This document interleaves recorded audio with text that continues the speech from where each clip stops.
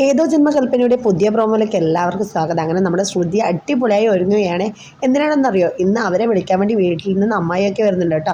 പക്ഷേ ശ്രുതിയെ വിളിക്കുന്നില്ല. പക്ഷേ ശ്രുതിയെ വിളിക്കുന്നു. അപ്പോൾ അതിൻ്റെ ഗൂഢാലോചനയാണ് ഇവിടെ നടക്കുന്നത്. അപ്പോൾ മനോരമ പറഞ്ഞു, ഒഫീഷ്യലായിട്ട് കല്യാണം കഴിഞ്ഞാൽ നമ്മുടെ പ്രീതി ഇടില്ല, അപ്പോൾ പ്രീതിയെ മാത്രമേ വിളിക്കൂ എന്ന് അമ്മായിയോട് ചോദിക്കുന്നത്.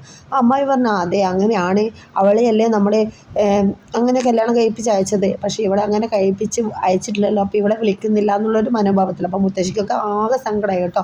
പിന്നെ എന്തൊക്കെയോ നമ്മുടെ മനോരമയുടെ ഫ്രണ്ട്സ് കുറച്ച് ഗിഫ്റ്റൊക്കെ കൊടുത്തേ.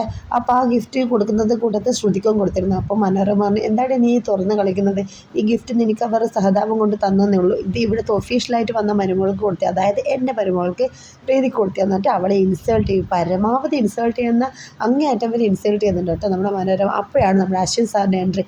എന്താ ആൻറ്റി, എന്താ താങ്കൾക്ക് വേണ്ടത്, ഇത് എൻ്റെ ഭാര്യ ശ്രുതിയാണെന്ന് അങ്ങനെ പറയുമ്പോൾ തന്നെ ആകെ മൊത്തം സീനായി. ശ്രുതി അങ്ങനെ നോക്കിയിരിക്കുക അശ്വിൻ സാറിന് കേട്ടോ. എല്ലാവരും ഞെട്ടിപ്പോയി അശ്വിൻ്റെ ആ വാക്ക് കേട്ടിട്ട്.